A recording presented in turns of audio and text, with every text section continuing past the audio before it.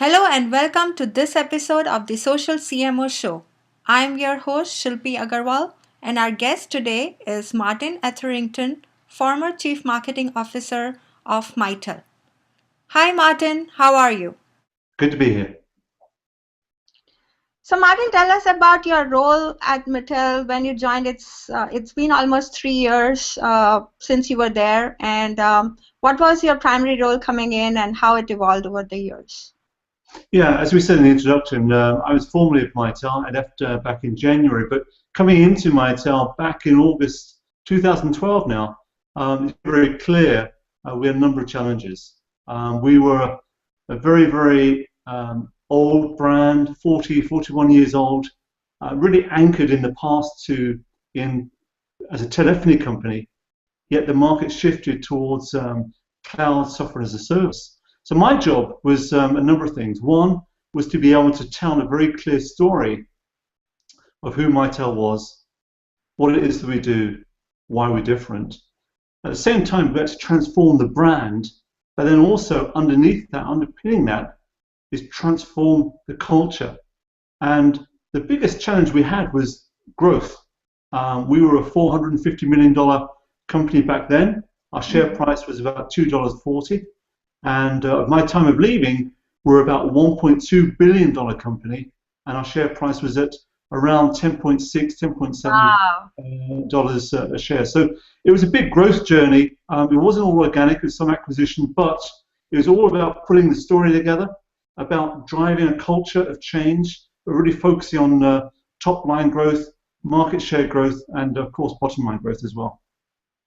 So like you rightly mentioned, one of the main challenges that Mitel faced was low brand awareness and low brand preference as compared to the big giants like Cisco and such. So how did you tackle that situation, and how did you bring Mitel into the limelight? Well, I think a number of things. First of all, we had to really assess where we were, and it didn't take us very long. We did everything we do around brand, and everything we did around brand and also marketing was anchored and driven by the voice of the customer. So we did a very comprehensive audit of our brand strategy at that point, and we looked at a number of lenses. Of course, number one, the most important lens, and that's the customer. Number two, it was the channel. Number three, it was the market, as well as market industry analysts. And then number four is our own leadership team. So we wanted to understand what our brand stood for today, but also more importantly, where the market was going and where we wanted to take that brand. So we did that. That told us what our brand stood for, and then also we were developing our strategy moving forward, and we knew where we wanted to go. And then from that, we could understand what the gap was. And then we had to go about and reposition Mitel in the market, reset our customer perceptions, reset our channel perceptions, but also reset the employee perceptions. And we did that culminating in October the 1st with a big rebrand launch of the new Mitel. Yeah, okay, cool. So you are a big advocate of employee social media engagement and empower the brand on social media. So how did you really encourage your employees to, embrace social media? So let me take a step back. I was in an airport one day, and I came across this book called The Social Employee. It's written by Cheryl and Mark Burgess, who have become pretty good friends of mine right now. But it really was so simple. It was so simple, so intuitive and instinctive. I thought, wow, if companies and brands such as Dell can do this, a little old 41-year-old company with just over 3,000 employees, surely we must be able to do that. So that led me to doing a number of things. We first of all saw we had a small community. Out of that 3,000 or 3,500 employees, we only had probably 30 actively social engaged employees. So that told me we had to really start off with educating our employees, and then starting to empower them, and then really use the full force of that employee base to help us at that time articulate the new Mitel. So a whole number of stars lined up at the same time. There was a need and a receptiveness of our employees to help us with the brand. We had the brand to launch in October the 1st, and those two stars coincided. We provided some training, and then the rest is history, as I say. So were you met with a lot of resistance when you were trying to encourage your employees to be on social media? What were some of the challenges that you faced?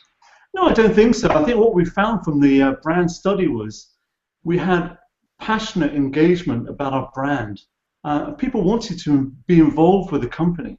So what we did was we did a number of series of training curriculums. I developed a primer on the importance of social selling. And then we also ran 3 sessions with a good friend of mine, Jill Rowley, who helped me put together a very, very comprehensive agenda of what social was about, the social employee, and then finally social selling. Because we firmly believe the market was shifting. And we had to follow, we had to be ahead of that. And going back to the original point was, we're up against some pretty good competitors, Cisco's or Via's, who had much deeper pockets than us. But through social, we can actually cast a much bigger shadow via the social platforms that we used. So did you have a big list of like guidelines for employees to be on social media, and what did you do if those guidelines were not met? How did you handle that? So we actually we flipped that around. Many people build social programs, and this is where the VP of No comes in play. The VP of Corporate Communications all get fearful about what the employees may be saying in social. My view was get over that, because your employees are talking to the market anyway. So we designed the program around the majority, the 99% of the people that would actively, proactively, and do a great job on social.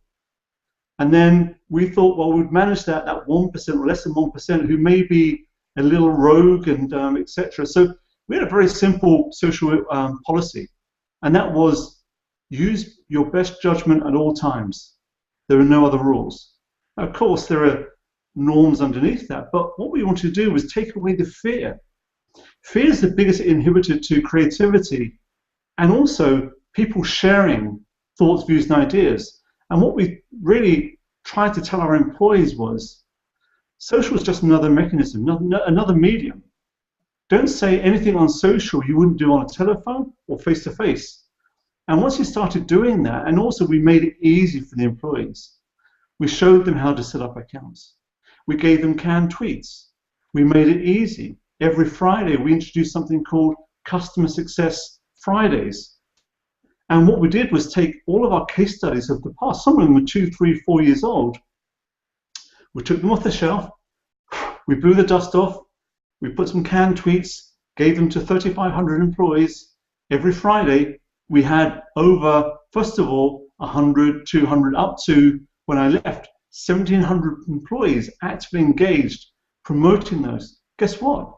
Our customers, our partners in the market said, you guys are winning way more deals than anyone else. And that was that perception needle that we're able to use by marshalling our best advocates, and that's our employees. Awesome. That's a great story.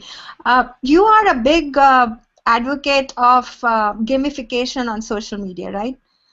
Like you encourage your employees, like rewarded them. What were some of the things that you put in motion to encourage your best employees to engage on social media? Well, first of all, I hate the word with passion, gamification, anything with ification on the end. So it's a platform. It's another way of actually helping our engagers. We had someone, in fact, my director of customer success, Liz Pedro, knew of a platform called Influitive, and she convinced me that this would be a great idea to get more customer advocates to promote our brand. But when we took a look at it, we had such a groundswell going with our social program that what we did was flip that on its head, and instead of starting with the customer, which is my philosophy, we actually took it to our employees to use to amplify our brand message.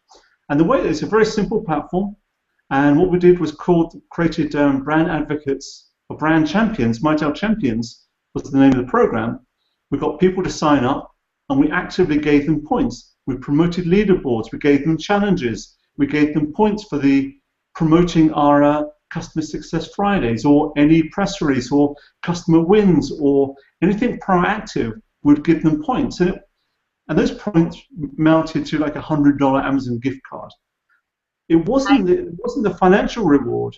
It was the fact that they wanted to be on top of the leaderboard, but more importantly, they wanted to be engaged in helping us promote that brand to win in the marketplace. So it had a force multiplying effect internally. And I still keep in touch with my former colleagues there, and it's still going very, very well. In fact, Liz Pedro was at the Influitive AdvoCamp 2 weeks ago and picked up an award for the most innovative use of that platform. She's up against some pretty big names as well. So pretty proud of our accomplishments of the past. Absolutely. And speaking of winning an award, I heard that you were Mitel was named the top 5 brands, social brands, in the Microsoft Worldwide Partner Conference, as well as in the 2014 FIFA World Cup, right? Is that right? Yeah, it wasn't exactly awards, but it really that shows the power of leveraging what we call OPM, other people's money, and it's really about jumping on a hashtag. It's almost hijacking a hashtag. FIFA, the World Cup recently down in Brazil, their business communications ran on Mitel, but FIFA have got such a strong licensing approach to using their license or using the word FIFA or World Cup in proactive materials that was cost prohibitive. We couldn't afford it.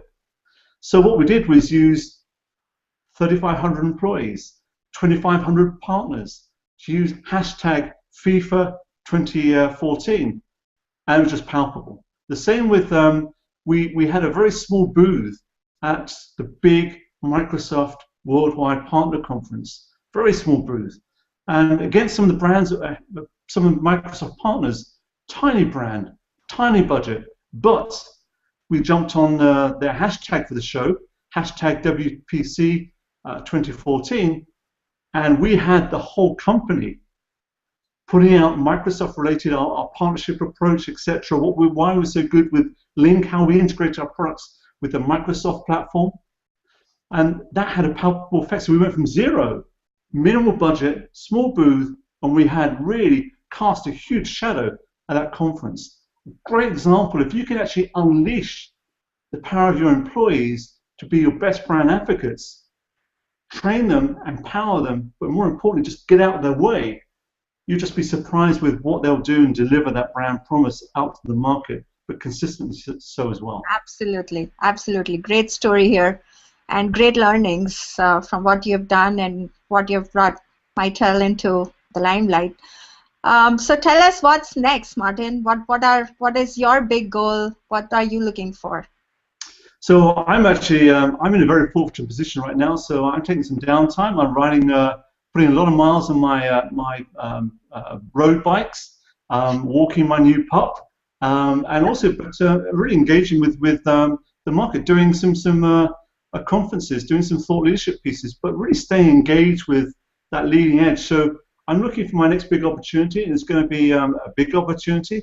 But we will, whatever it's going to be done, we will unleash the power of the employee and really transform whatever I go into, transform that brand into a real social brand to have a massive impact in the market that I end up in, however long that will take.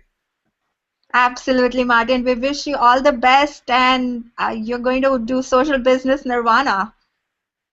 Eventually, I don't think there'll ever be a nirvana, but we'll certainly take the right steps, and we'll make mistakes along the way too and have some fun.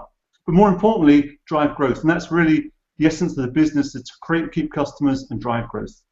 Absolutely. Keep the customers and the employees engaged, drive growth, and make history. Absolutely. Thank you, Martyn, for being with us today. That's all, and we wish you all the best for your future endeavors. Shelby, thank you for having me, and it's been a distinct pleasure. Thank you very much. Thank you, Martyn.